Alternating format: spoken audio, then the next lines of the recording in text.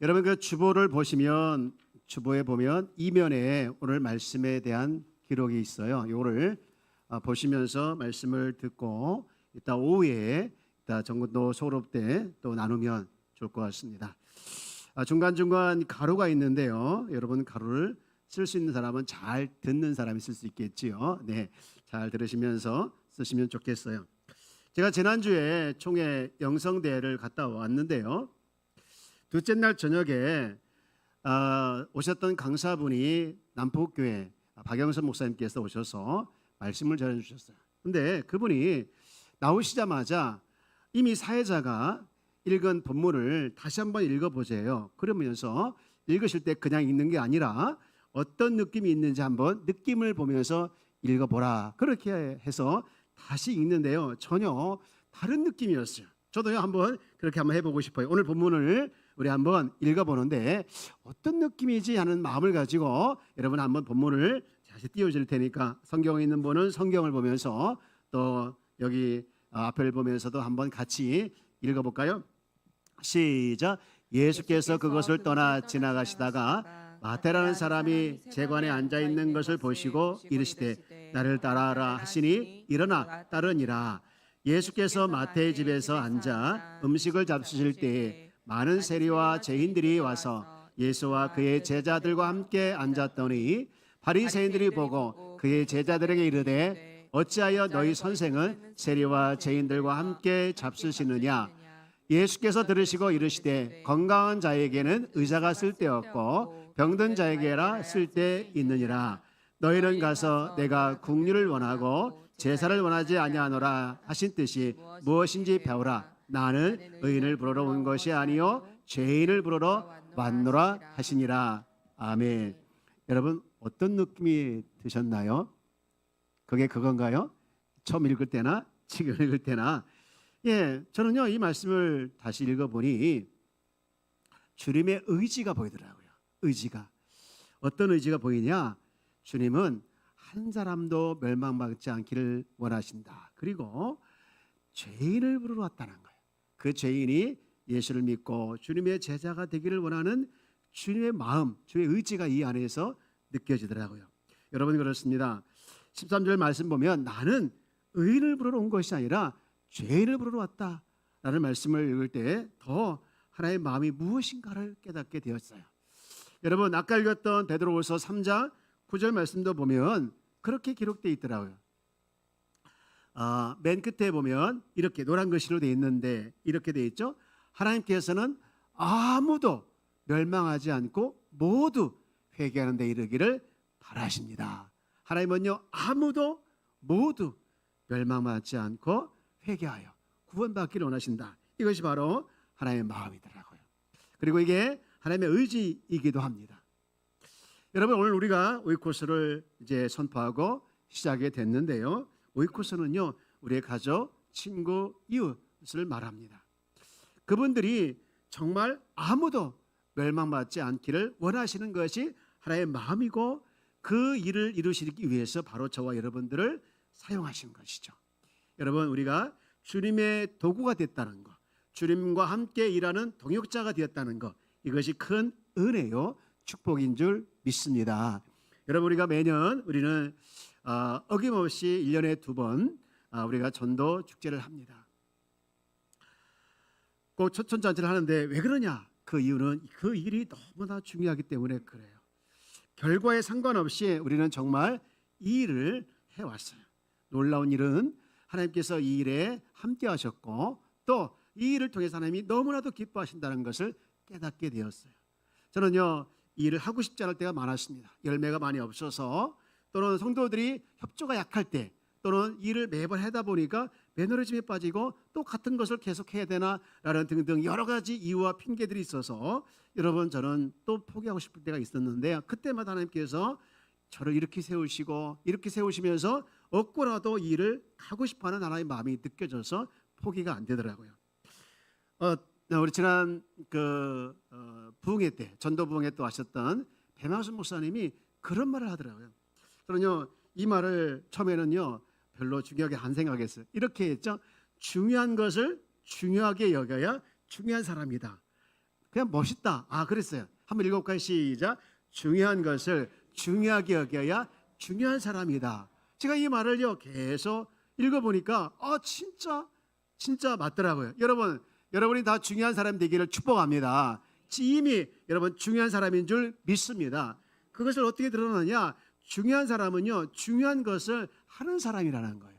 중요한 것을 중요하게 여기고 중요한 일을 하는 사람이라는 거예요. 여러분 이 일이 어떤 것보다도 중요한 줄 믿습니다. 예수님도요 그것이 중요한 걸 알았어요. 그래서 오늘 본문 얘기가 바로 그 얘기인데요. 오늘 본문은 세리 마태를 부르고 그를 제자 삼고 그 집에 가서 함께 식사했다는 내용이에요. 그런데 여러분 마태는 직업이 뭔지 아십니까? 세리입니다. 세리는요 좋은 직업이 아니었어요.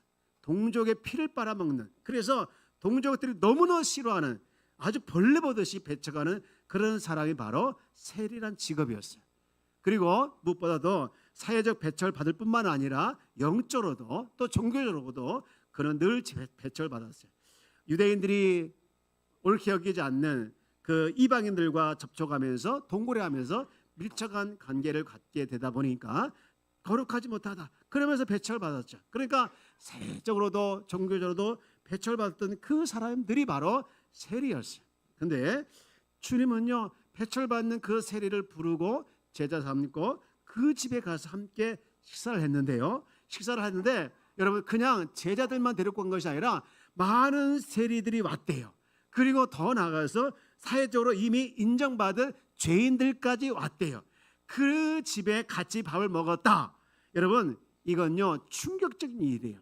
그 당시의 풍습을 보면 절대로 식사 시간이 단순한 시간이 아니었어요. 식사는요 아주 가까운 사람들과 교제하면서 친밀한 시간을 나누는 시간이 바로 식사 시간이었는데, 그 식사 시간에 죄인들이 왔고 또 죄인 취급받는 세리들이 왔고, 그러니까 그것을 보는 유대인들이 황당한 거예요. 그래가지고 이 성경을 쓴 기록자도 마찬가지로 그 일에 대해서 얼마나 충격적이었으면요, 오늘 본문에는 안 나와 있지만 원문에 보니까 그리고 보라라는 말이 10절 앞에 있어요. 그리고 보라, 카이 이런 말이 있는데요. 그런데 얼마나 일이 충격적이었으면 그렇게 기록했을까요? 사실 세리를 불러서 제자 삼은 것도 놀라운 일인데 그 세리들과 함께 밥을 먹고 또 그들과 함께 지냈다, 이것은 너무나도 충격적이에요. 그래서 그것을 본 바리새인들이 제자들을 막 책망합니다. 뭐라고 책망합니까? 11절 말씀에 나와 있는데 한번 같이 읽어봅시다. 시작. 바리새인들이 보고 그의 제자들에게 이르되 어찌하여 너희 선생은 세리와 죄인들과 함께 잡수시느냐. 네, 무슨 얘기입니까? 너희 선생이 잘못됐다는 얘기예요. 사실은 제자들에게 얘기했지만 선생을 책망한 거죠. 그래서 예수님이 대답을 한 것이 뭐냐? 나는 13절 하반절에 나와 있는 나는 의인을 부르러 온 것이 아니야, 죄인을 부르러 왔다라는 말씀을 하고 있는 것이죠. 여러분 주님의 의지와 주님의 바람은 뭡니까? 의인을 부르러 온 것이 아니라 죄인을 부르러 왔다는 거예요. 그리고 그 죄인이 회개하여 주님의 자녀가 되고, 그리고 그 죄인이 회개하여 하나님의 자녀로서 주님의 제자로서 살아가길 원하는 마음이 바로 주의 바람이고 주의 마음이라는 것이죠. 저는 이 말씀을 읽으면서 얼마나 위로를 받았는지 몰라요. 주님께서 누구를 위해서 오셨다는 거예요? 누굴 부르러 오셨다는 거예요? 의인이요? 아니라는 거죠. 죄인이라는. 여러분 저도 그 안에 포함된 거 아니었습니까? 나 같은 사람을 위해서 오셨다는 사실이 실제로 다가오니까요 얼마나 감사해요. 만약에 의인을 부르러 왔다 하면요 저는 해당이 안 되는 거예요. 해당될 수도 없고요. 그런데 죄인을 부르러 왔다, 그러니까 내가 해당이 되더라고요.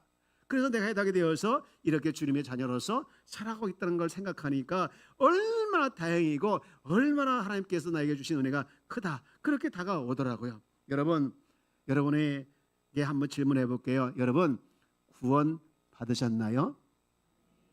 그러면 여러분 복 받으셨나요? 와, 우리 성도들은 정말 훌륭해요. 구원 받았습니까? 라고 물어보면 아멘은 잘하지만 복 받았습니까? 라고 물어보면 별로 아멘을 못하는 경우가 있더라고요.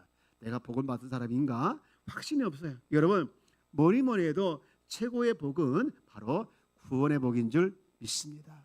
여러분 혹시 여러분 삶 가운데 감사나 기쁨이 사라졌습니까? 나도 모르게 자꾸 불평이 나고 짜증이 나고 힘든 모습이 있습니까? 구원의 감격, 구원의 기쁨을 회복하기를 주의 이름으로 축복합니다. 여러분, 나 같은 사람을 지옥 가지 않게 하고 나 같은 사람을 저 멀리서 알아보시고 구원해 주셨다는 이 놀라운 사실에 대해서 여러분 감사하고 감격할 때 여러분 나는 삶의 현장에서 감사가 넘치게 될 줄 믿습니다. 여러분, 우리 주님은요 우리에게 바라는 것이 많이 있어요. 그리고 주의 바람을 가지고 우리를 구원하셨죠. 근데 우리의 바람은 다르더라고요. 우리의 바람은 달라요. 여러분, 저도 그 안에 포함됐지만 여러분의 바람이 뭡니까? 여러분의 바람은요 저도 마찬가지지만 몇 가지가 있어요. 여기 주부에 나와 있지만 몇 가지. 첫 번째가 뭐냐면요, 가장 뭐니 해도 뭐가 제일 좋아요? 돈이 좋아요. 성경은 돈이 나쁘다고 얘기하지 않고 있어요. 그런데 왜 돈에 대해서 말하느냐? 돈을 너무너무 사랑하니까. 가장 우리 인생의 우선순위에서 1등이 가장 우선이 돈이니까 그렇다는 거예요. 그래서 성경은 이렇게 말하고 있어요. 돈에 대해서 이렇게 정의를 하는데 디모데전서 6장 10절 말씀에 보면 이렇게 되어 있더라. 한번 같이 읽어볼까요? 시작. 돈을 사랑함이 일만하게 뿌리가 되나니 이것을 탐내는 자들은 미움을 받아 미움에서 떠나 많은 근심으로 자기를 찔렀도다. 돈을 필요하죠. 우리가 돈이 없으면 안 되는데 돈을 사랑한다는 것은 돈을 누구보다도 어떤 것보다도 사랑하는 것을 순위의 1등이라는 것이죠. 그런데 그것이 악의 뿌리가 된다는 거예요. 그래서 성경은 이렇게 말하고 있죠. 13장 5절 히브리서 이렇게 말하고 있어요. 돈을 사랑하지 말고 있는 바를 족한 줄을 알라는 거예요. 여러분, 우리가 돈을 필요합니다. 그러나 사랑하지 마시고 주신 거에 감사하고 그에 대해 족한 그런 삶을 살아내기를 주의 이름으로 축복합니다. 우리 특별히 교회 중직들, 리더들은 돈을 사랑하면 안 되는 거예요. 그게 뭡니까? 일만하게 뿌리가 되기 때문에 하나님과의 관계에서 멀어지게 되어지고 자기를 근심하게 해서 그것을 찌른다는 것이 된다는 것이죠. 또 우리가 뭐에 마음이 있습니까? 우리 늘 뭐에 바람이 있나요? 건강이죠. 건강. 오늘 예수님도 12절에 보면 건강 이야기를 하고 있는 것이죠.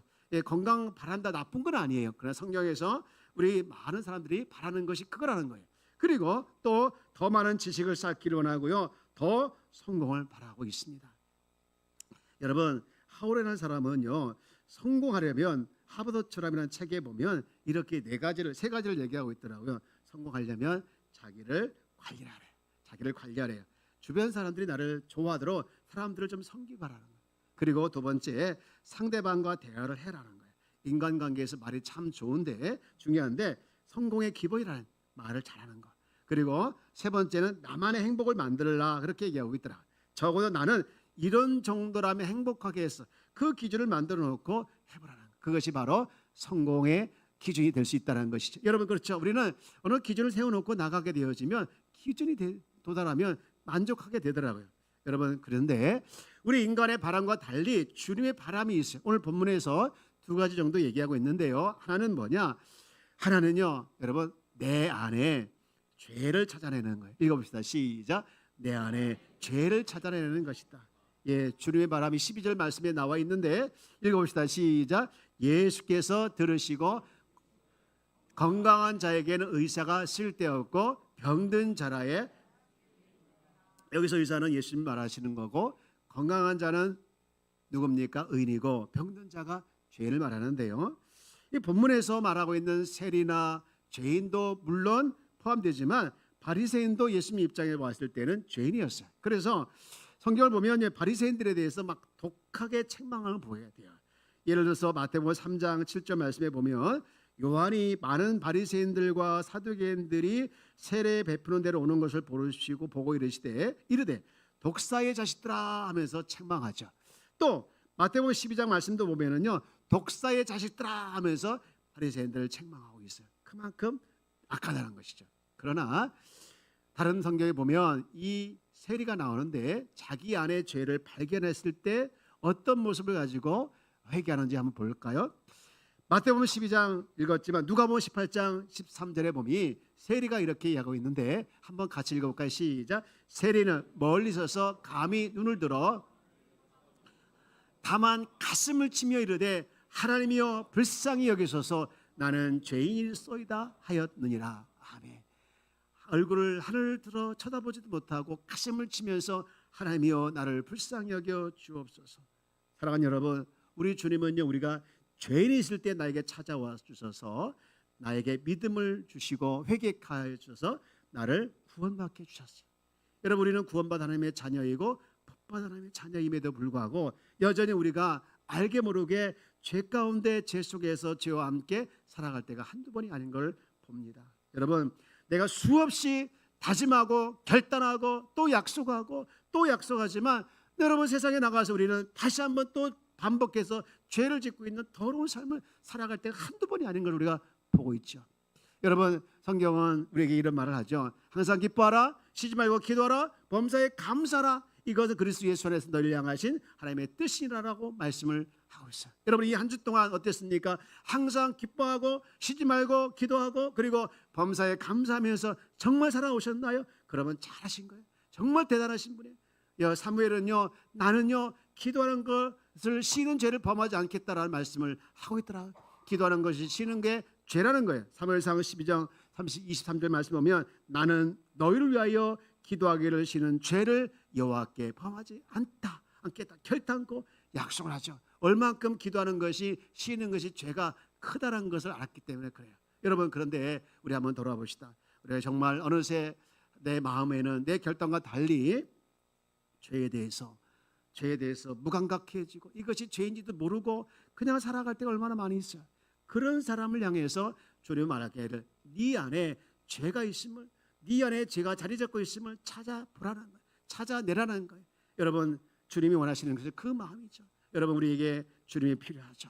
나의 안에 우리는 죄가 있는지도 모르고 죄 가운데 살아가면서도 모르고 그저 살아갈 때 얼마나 많이 있습니까? 그래서 주님 말씀에 의사는 건강한 자가 필요한 것이 아니라 건강하지 않은 병든 자가 필요한 거예요. 여러분, 우리가 병든 자라는 거예요.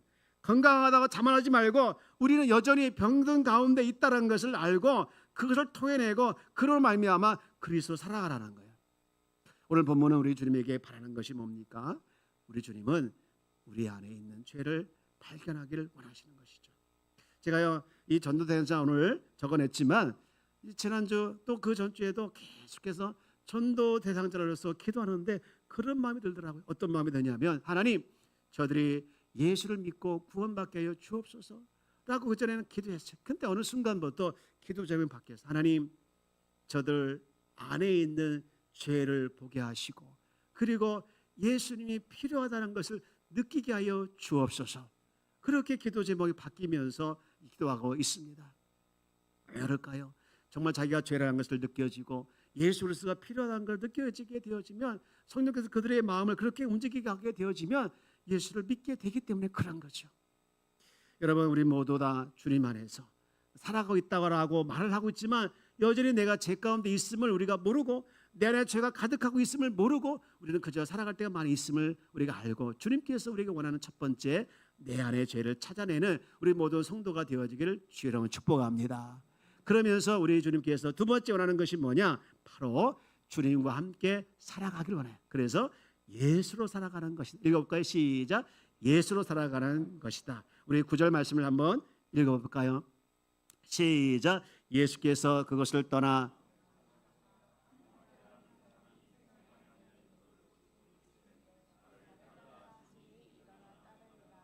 아멘.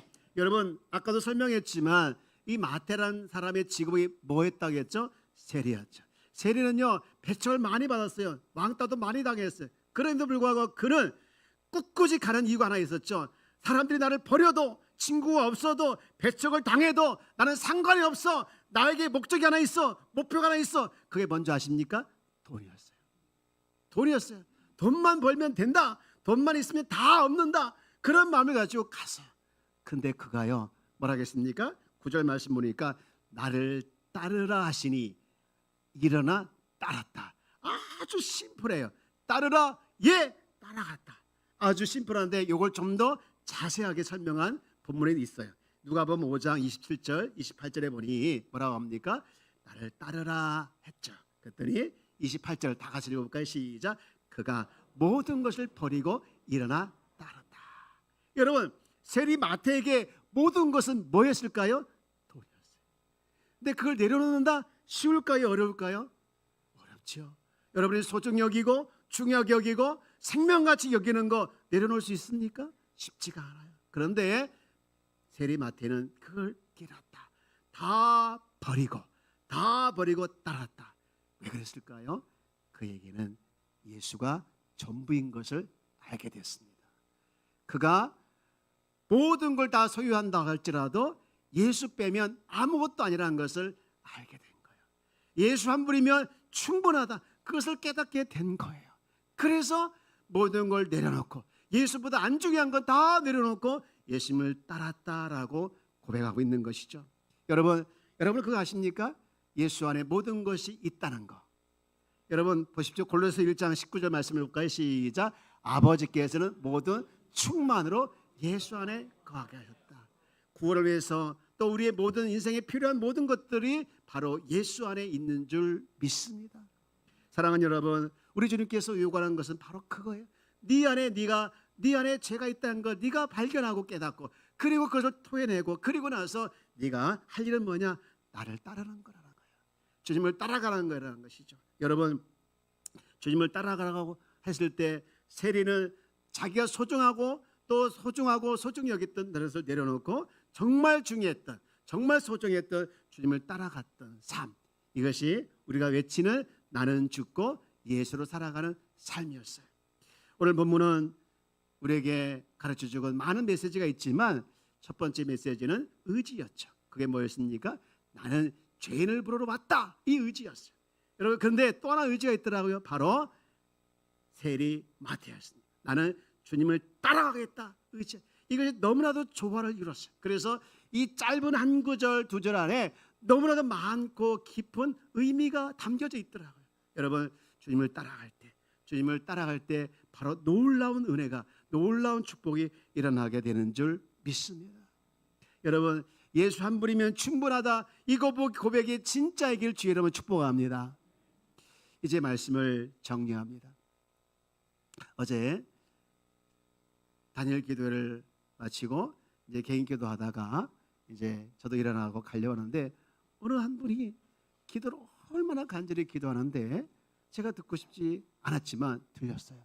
제가 남의 기도를 안 들어야죠. 들었는데 들렸어요. 뭐라고 기도하느냐면요. 주님, 나는 죽고 예수로 살고 싶어요. 나는 죽고 예수로 살고 싶어요. 얼마나 그렇게 간절히 기도하는지 제가 글을 놓고 간절히 기도드렸어요. 하나님, 저의 소망대로 저의 갈망대로 정말 나는 죽고 예수로 사는 귀한 분이 되게 하여 주옵소서라고 기도해 드렸어요. 여러분, 나는 죽고 예수로 사는 삶이 뭘까요? 간단합니다. 아주 간단합니다. 뭘까요? 바로 나는 십자가에 그리스도와 함께 죽었다. 나는 이제 옛사람이 아니고 새로운 피조물이다. 새로운 정체성을 가지고 새 피조물이다. 여러분, 이것을 늘 확신하길 주의 이름으로 축복합니다. 그리고 내가 이제 살아가는 것은 누구와 함께 살아갑니까? 내 안에 계신 그리스도와 함께 살아가는 삶이 나는 죽고 예수로 살아가는 삶인 줄 믿습니다. 그런데 구체적인 방법으로 어떻게 살아가는 걸까요? 하루 종일 예수를 생각하는 거예요. 의식하는 거예요. 그분을 잊지 않는 거예요. 그분을 그 가운데 잊지 않고 살아가는 거, 의식하며 살아갈 때 여러분 정말 예수님이 여러분 함께하는 것이 실제로 보여지게 될 줄 믿습니다. 이 삶이 실제가 되어지기를 주의 이름으로 축원합니다.